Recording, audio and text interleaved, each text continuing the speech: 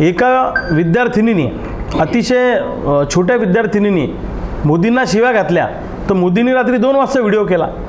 आपण सगळ्यात जास्त शिव्या केंद्र सरकारला आणि राज्य सरकारला तर शेतकरी घालतायत. फक्त शेतकऱ्यांकडे सोशल मीडिया नसल्यामुळे ते तुमच्यापर्यंत पोहोचत नाही. शेतकऱ्याच्या बायका सगळ्यात जास्त शिव्या घालतात यांना. यांच्यापर्यंत जर तुम्ही कॅमेरा घेऊन गेले तुमचे मीडियाचे, तर सगळ्यात जास्त घाणेरड्या शिव्या यांना पडतील. त्या शिव्यांचं आम्ही समर्थन करत नाही. पण महाराष्ट्रातला शेतकरी आत्महत्याच्या उंबरठ्यावर आहे, अडचणीत आहे. किंबहुना रोज 10 ते 15 शेतकरी आत्महत्या करत आहेत, पण या सरकारला जाग यायला तयार नाही. म्हणून आमचं म्हणणं आहे की आता ठोकाठोकीचं आंदोलन हाती घ्यावं लागणार आहे. यांनी बऱ्या बोल्यानं या कर्जमाफीमध्ये सुधारणा केल्या तर ठीक आहे. आम्ही काय मागतोय? ठीक आहे, आम्ही म्हणत होतो सरसकट कर्जमाफी करा. तुम्ही म्हटलं आम्ही 2 लाखापर्यंत करतो. आम्ही तेही कसं बसं आळेबळे ॲग्री केलं. पण ते तुम्ही पूर्ण करा ना. समजा माझ्याकडे 1.5 लाख रुपयाचं कर्ज आहे बँकेचं, तर 1.5 लाख सरकारने भरावे ना. सरकार म्हणतं आम्ही 70,000 भरणार, वरचे पैसे बँका OTSमध्ये सोडून देणार. मग आमचं सिबिल खराब झाल्यावर आम्हाला एज्युकेशन लोन मिळणार नाही, बाकी इतर लोन मिळणार नाही. म्हणून आमचं म्हणणं आहे की पूर्ण पैसे सरकारने भरावेत. आणि तिन्ही कर्जमाफीतून जे लोक सुटले, एक पवार साहेबाच्या काळातली कर्जमाफी, एक फडणवीस साहेबाच्या काळातली कर्जमाफी, एक उद्धव साहेबाच्या काळातली कर्जमाफी, तिन्ही कर्जमाफीतून सुटलेल्या लोकांना या कर्जमाफीमध्ये समाविष्ट करा. ITR भरणारे जे शेतकरी आहेत त्या शेतकऱ्यांनासुद्धा कर्जमाफीचा लाभ द्या. मयत शेतकरी जे आहेत त्यांच्या वारसांना कर्जमाफीचा लाभ द्या. ही पण आमची मागणी आहे. आणि रेग्युलर कर्ज भरणाऱ्या शेतकऱ्यांना 50,000 नाही तर 2 लाख रुपयाचं प्रोत्साहन अनुदान द्या. त्यांनी रेग्युलर कर्ज भरून चूक केलेली नाही, ही आमची मागणी आहे. आणि याच्यासाठी आमचा लढा उभा राहणार आहे. जोपर्यंत न्याय मिळणार नाही तोपर्यंत लढाई थांबणार नाही. सरकारच्या बुडाखाली आग लावू, सरकारमधल्या मंत्र्यांना रस्त्यावर फिरता येणार नाही, अशा पद्धतीचं शेतकऱ्यांचं आंदोलन येणाऱ्या काळामध्ये असणार आहे. की बोगस शेडच्या अनुषंगानं काही फंडिंग घेतलं जाते, कोण घेते नेमकं फंडिंग? नाही, याच्यामध्ये तालुका कृषी अधिकारी आहेत, जिल्हा कृषी अधिकारी आहेत, कृषी आयुक्त आहेत, कृषी सचिव आहेत, कृषी मंत्री आहेत. हे सगळ्या लोकांचे हप्ते ठरलेले आहेत ना. याच्यामध्ये सीड्स कंपन्याकडून हे हप्ते बांधून घेतात. त्यांचं ठरलेलं आहे. प्रति बॅगप्रमाणे पैसे घेतात. हे समजा एखाद्या सीड्स कंपनीचं बोगस बियाणं निघालं तर शेतकऱ्यांना कंपन्सेशन देऊ नका. आम्ही तुम्हाला कारवाई करणार नाही तुमच्यावर. तुम्ही आमचे पैसे आणून द्या प्रति बॅगप्रमाणे. मग एखादी कंपनी जर 50 लाख बॅग विकत असेल, 70 लाख बॅग विकत असेल, तर त्याच्याप्रमाणे त्यांचे पैसे ठरलेले असतात. ते सगळं आम्हाला यांचे रेट पण माहीत आहे ना. आणि कुणाच्या आशीर्वादानं सुरू आहे हे पण आम्हाला माहीत आहे.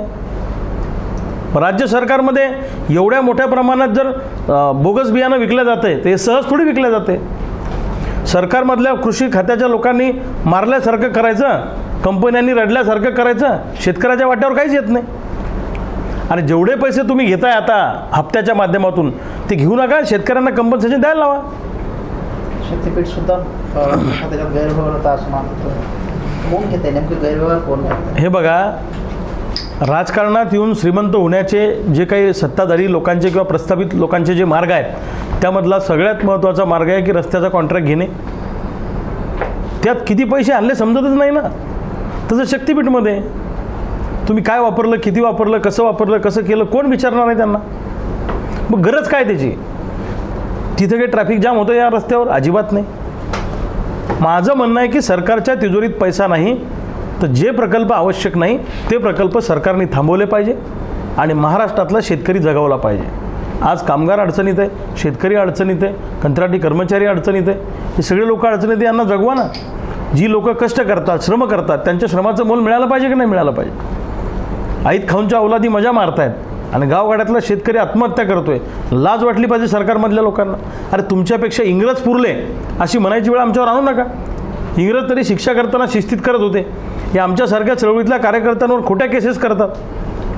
आता हे आमचे गजानन कावरकर मराठवाड्याचे अध्यक्ष आहेत क्रांतिकारी शेतकरी संघटनेचे, यांना तडीपारीची नोटीस दिली. 1 वर्षासाठी तडीपार. आंदोलनं करता म्हणून, तुमच्यावर गुन्हे दाखल आहेत म्हणून. अरे आम्ही सामान्य माणसासाठी आंदोलनं करतो, आम्ही रस्ता रोको करतो, आम्ही उपोषण करतो. मग सामान्य माणसाच्या बाबतीत आवाज उठवायचा नाही का? आम्ही तर तडीपारीला घाबरत नाही. पण ज्यांच्यावर बलात्काराचे गुन्हे आहेत ते मंत्र्यांच्या बाजूला येऊन बसतात, ज्यांच्यावर खंडणीचे गुन्हे आहेत ते मंत्र्यांच्या बाजूला येऊन बसतात.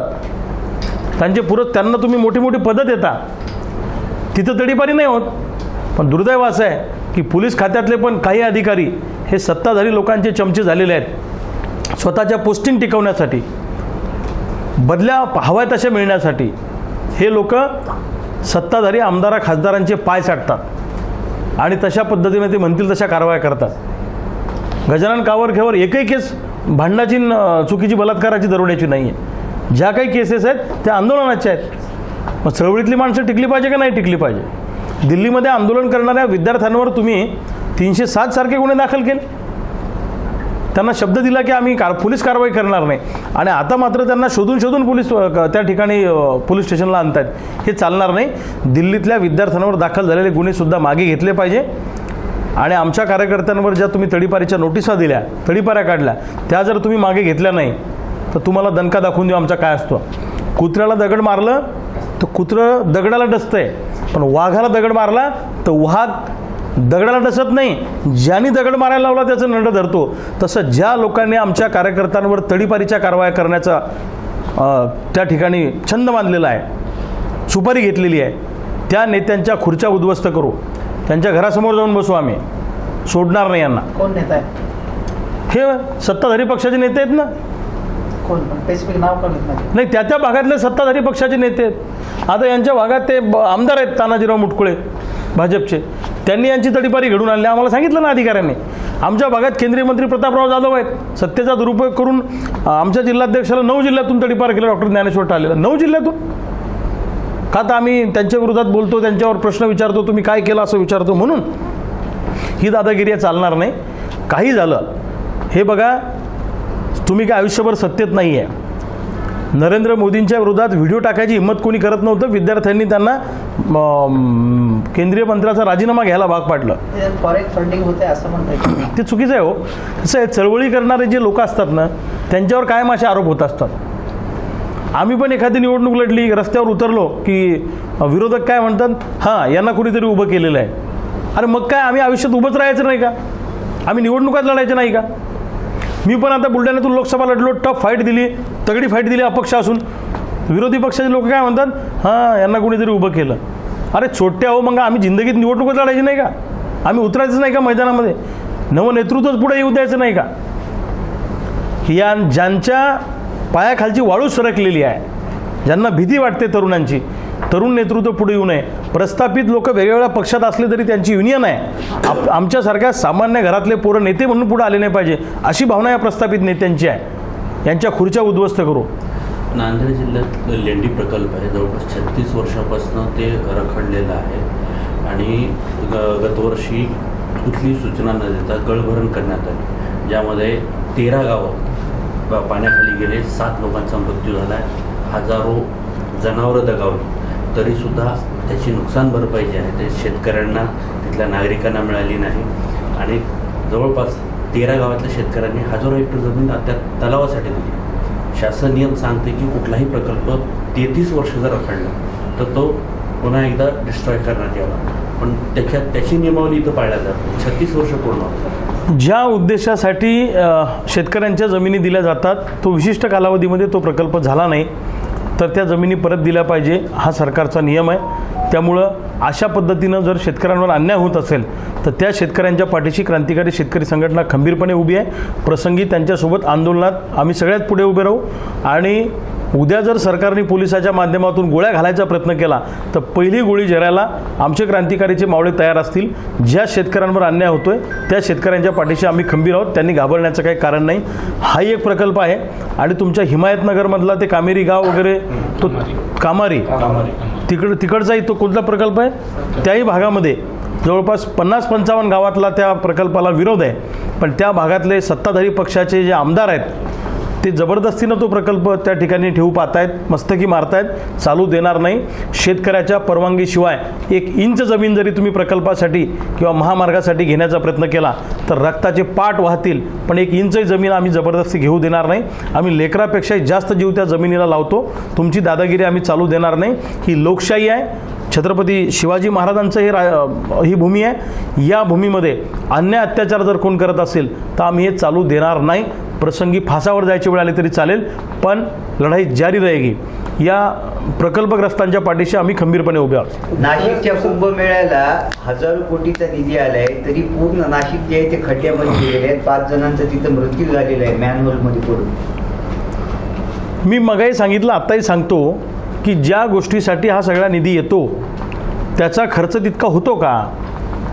कुणी कुणी कुंभमेळ्यामध्ये कॉन्ट्रॅक्ट घेतले त्याची यादी आमच्याकडे आहे ना. आम्हाला माहीत आहे ते कोणत्या कोणत्या लोकांना तुम्ही कुंभमेळ्यामध्ये कशा कशाचे कॉन्ट्रॅक्ट दिले, तेही आम्ही आता समोर आणू लवकरच. मग ज्या गोष्टीसाठी तुम्हाला निधी दिला त्या गोष्टीसाठी जर त्याची अंमलबजावणी होत नसेल, ते वापरले जात नसेल, तोही भ्रष्टाचार आम्ही बाहेर काढू. आता बघा, आता लोकांमध्ये आंदोलन करण्याचा कॉन्फिडन्स आला आहे की विद्यार्थी जर केंद्र सरकारला झुकू शकतात तर भीती निघून गेली आहे. पहिले लोक काय म्हणायचे, आंदोलन करके कुछ होता नाही, रस्त्यावर येऊन काही होत नाही. अरे आम्ही त्यांना सांगायचो की होणार, आज नाही झालं तर उद्या होईल. मी तुम्हाला सांगतो, कुंभमेळ्यामध्ये जो पैसा सरकारकडनं आला त्याच्या रुपयाचा हिशोब आम्ही घेतल्याशिवाय राहणार नाही. आणि त्यात जर भ्रष्टाचार मोठ्या प्रमाणामध्ये झाला तर तिथे जाऊन आम्ही आंदोलन करू. भ्रष्टाचाराची काही आहेत का तुमच्याकडे इनपुट वगैरे?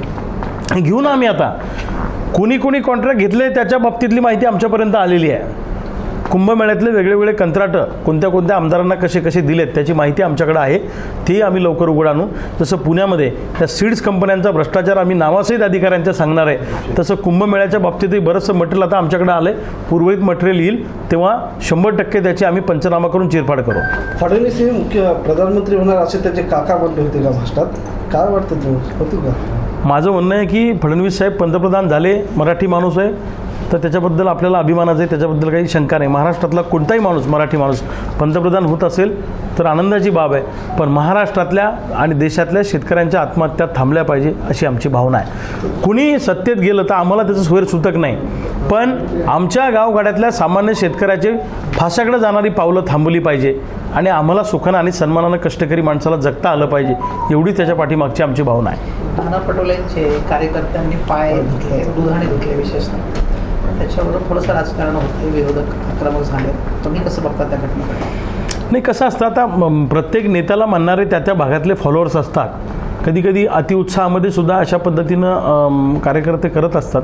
तर ठीक आहे, ते कार्यकर्ते त्यांना गुरुच्या स्थानी मानत असतील किंवा एक प्रेरणास्थान मानत असतील, तर हा म्हणजे त्यांच्याप्रती भावना त्यांनी व्यक्त केलेल्या आहेत. त्याच्यामुळे त्याचं काही भांडवल करण्याचं काम नाही असं मला वाटतं. काय नांदेड दौरा आहे विशेष काय? गेल्या आठवडाभरापासून मी महाराष्ट्राच्या दौऱ्यावर आहे आणि राज्याचा हा सगळा दौरा करत असताना विदर्भातले काही जिल्हे, पश्चिम महाराष्ट्र, सांगली, कोल्हापूर, सातारा, पुणे, त्यानंतर काल सोलापूर, लातूर आणि आज नांदेडच्या दौऱ्यावर मी आहे. उद्या हिंगोलीच्या दौऱ्यावर आहे. महाराष्ट्रातल्या शेतकऱ्यांसाठी सरकारनं जी काही अहिल्यादेवी होळकर कर्जमुक्ती योजना आणली, या योजनेमध्ये मोठ्या प्रमाणामध्ये त्रुटी आहेत आणि या योजनेमुळं 56 लाख शेतकऱ्यांचं सिबिल खराब होणार आहे. सरकारने असं म्हटलं की मुद्दल सरकार देणार आणि व्याज मात्र बँकांनी राईट ऑफ करायचं, सोडून द्यायचं, अशा पद्धतीचे निर्देश सरकारने दिलेले आहेत. पण बँका मात्र वरचे पैसे भरण्यासाठी शेतकऱ्यांकडे तगादा लावत आहे. आमचं एकच म्हणणं आहे की तुम्ही म्हटलं होतं की 2 लाखापर्यंत आम्ही सरसकट कर्जमाफी देऊ, तर जो दिलेला शब्द तुम्ही पाळला पाहिजे. आता वरचं व्याज बँका राईट ऑफ करणार म्हणजे सोडून देणार, म्हणजे त्या शेतकऱ्याच्या खात्यामध्ये समझोता हा शब्द येणार आणि त्याचं सिबिल खराब होणार. म्हणजे त्या शेतकऱ्याला एज्युकेशन लोन घेता येणार नाही, त्याला व्यापारी लोन घेता येणार नाही, पीक कर्जाशिवाय त्या शेतकऱ्याला कोणत्याही प्रकारचं लोन घेता येणार नाही. मग तुम्हाला कर्जमाफी करायची होती का शेतकऱ्यांचं सिबिल खराब करून शेतकऱ्यांचं मार्केटमधलं क्रेडिट संपून टाकायचं होतं, शेतकऱ्यांची पत संपून टाकायची होती? छुपा अजेंडा सरकारने याच्या पाठीमागे केलेला आहे. 16 लाख कोटींचं केंद्र सरकारने उद्योगपतींचं कर्ज माफ केलं, तेव्हा हा निकष का नाही लावला? आत्ता शेतकऱ्यांसाठी हा निकष का लावला? आणि शेतकऱ्यांना पैसे द्यायचे असले तर तुम्ही तिजोरीत पैसा नाही असं म्हणता, तिजोरीत खणखणाट आहे असं म्हणता. मग तिजोरीत खणखणाट आहे तर पुढचे 4 वर्ष 3 वर्ष एकाही आमदारांनी पगार घेऊ नये, त्यांनी सरकारी कुठलाही खर्च त्याच्यावर आमदारांवर करू नका, मंत्र्यांवर करू नका. कशाला खर्च करता? माजी आमदारांचे पगार थांबवा ना काही काळ, कलेक्टर आणि सचिवांचे पगार थांबवा काही काळ, अर्ध्या पगारावर आणा, 25% पगारावर आणा सुपर क्लास 1 अधिकाऱ्यांना. चाललंय काय? म्हणजे तिजोरीत पैसा नाही म्हणून शेतकऱ्याला कर्जमाफी द्यायची नाही, मग 1 लाख कोटीचा शक्तिपीठ महामार्ग करण्यासाठी तुमच्याकडे पैसा आला कुठून, हाही खऱ्या अर्थानं प्रश्न आहे. कुणी शक्तिपीठ महामार्ग मागितला होता का? मोर्चा निघाला होता का? कुणी मागणी केली होती? कोणी उपोषणाला बसलं होतं? अरे जे शेतकऱ्यांनी मागितलं ते तुम्ही द्यायला तयार नाही आणि बळजबरी शक्तिपीठ महामार्ग आमच्या मस्तकी मारताय. शक्तिपीठ महामार्गाच्या माध्यमातून 1 लाख कोटीचा तो शक्तिपीठ महामार्ग आहे. तो होईपर्यंत तो 1.5 लाख 2 लाख कोटीपर्यंत जाईल. त्याच्यात 50% रकमेवर डल्ला हाणायचा आणि ती रक्कम लोकसभेच्या निवडणुकीमध्ये निधी म्हणून वापरायची, पैसे वाटायचे. असा याच्या पाठीमागचा अजेंडा आहे सरकारमधल्या लोकांचा. हे प्रोजेक्ट काय सामान्य लोकांच्या भल्यासाठी थोडीच असतात. हे प्रोजेक्ट सत्ताधारी पक्षाच्या लोकांना फंड उभा करण्याचं एक साधन आहे. त्याच्यातनं पैसा हाणता येतो, तो कोणाच्या लक्षात येत नाही. म्हणजे सामान्य माणसाच्या खिशावर दरोडा घालण्याचं काम हे सरकार त्या ठिकाणी करत आहे. आमचं म्हणणं आहे शक्तिपीठ महामार्ग थांबवा. समृद्धी महामार्ग झाला. मुंबईला जायचं आमचं 2 तासाचं अंतर कमी झालं. 11 तास लागत होते, 9 तासात आम्ही जातो. 10 तास लागत होते, 8 तासात जातो, 7 तासात जातो. इतकंच झालं ना. शेतकऱ्यांचं एक्सपोर्ट किती वाढलं, शेतकऱ्यांच्या जमिनी गेल्या, शेतकऱ्यांचा शेतमाल किती निर्यात होतो. कोणत्या बंदरावर आमचा शेतमाल चालला? अजिबात नाही. एका बाजूला सोयाबीनमध्ये लुटायचं, कापसात लुटायचं, बोगस बियाणं मार्केटमध्ये आणायचं. तुमच्या नांदेड जिल्ह्यामध्ये आणि हिंगोली जिल्ह्यामध्ये मोठ्या प्रमाणामध्ये आंध्र प्रदेश आणि तामिळनाडूतून बोगस कंपन्या काम करत आहेत. बोगस सीड्स कंपन्या या भागामध्ये मोठ्या प्रमाणात आहेत बाँड्री असल्यामुळे. आणि PGR नावाचा जो ॲटम आहे, प्लॅन्ट ग्रोथ रेग्युलेटर, म्हणजे पिकाच्या वाढीसाठी जे जैविक टॉनिक असतं त्यात पाणी विकलं जातं. हिंगोली जिल्ह्यात 750 कंपन्या आहेत. तुमच्या जिल्ह्यात सुद्धा 700-800 कंपन्या आहेत. या बोगस कंपन्या कुणाच्या आशीर्वादानं चालत आहेत?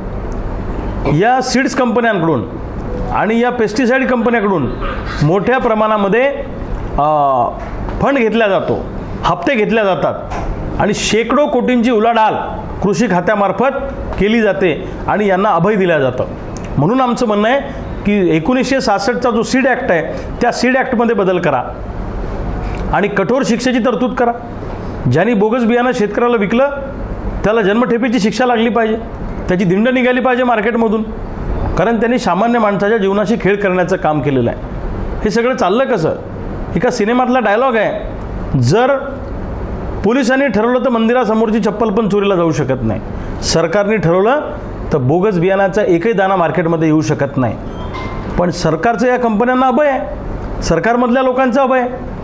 मी पुढच्या आठवड्यामध्ये कोणते कोणते कृषी विभागाचे राज्य पातळीपासून खालच्या पातळीपर्यंत कोणते कोणत्या अधिकाऱ्यांचे किती किती हप्ते ठरलेले आहेत हे मी पुराव्यासहित सांगणार आहे. पुण्यात येऊन दाखवतो गंमत त्यांना काय आहे ते. महाराष्ट्रातल्या शेतकऱ्यांच्या पुत्रांची ताकद काय एकदा दाखवून देऊ. जसं दिल्लीमध्ये आमच्या जेनझींनी विद्यार्थ्यांनी हिटलरशाही करणाऱ्या केंद्र सरकारला झुकवलं, रोज रात्री 1:30-2 वाजता यांना व्हिडिओ करावे लागतात, तसं शेतकरी पुत्रांची ताकद काय असते हे आम्ही यांना दाखवून देऊ. या सरकारला सुद्धा झुकायला आम्ही भाग पाडू. आमची मागणी एकच आहे की येणाऱ्या काळामध्ये सोयाबीनला उत्पादन खर्चावर आधारित भाव मिळाला पाहिजे, कापसाला चांगला भाव मिळाला पाहिजे, ऊसाची एक रकमी FRP आणि त्याच्यात वरतून 500 रुपये अजून दुसरा हप्ता शेतकऱ्यांना मिळाला पाहिजे. त्याचबरोबरीने दुधाचे दर वाढले पाहिजे, कांद्याचा प्रश्न सुटला पाहिजे. या सगळ्या विविध पिकांच्या शेतकऱ्यांसाठी एक व्यापक जनआंदोलन या महाराष्ट्रामध्ये कसं उभं राहील या दृष्टीनं आमचा सगळा हा दौरा सुरू आहे. आम्ही वेगळ्या शेतकरी नेत्यांशी बोलतो आहे, चळवळीतल्या कार्यकर्त्यांशी बोलतो आहे, तरुणांशी बोलतो आहे. निश्चितपणे प्रचंड राग शेतकऱ्यांच्या मनामध्ये आहे.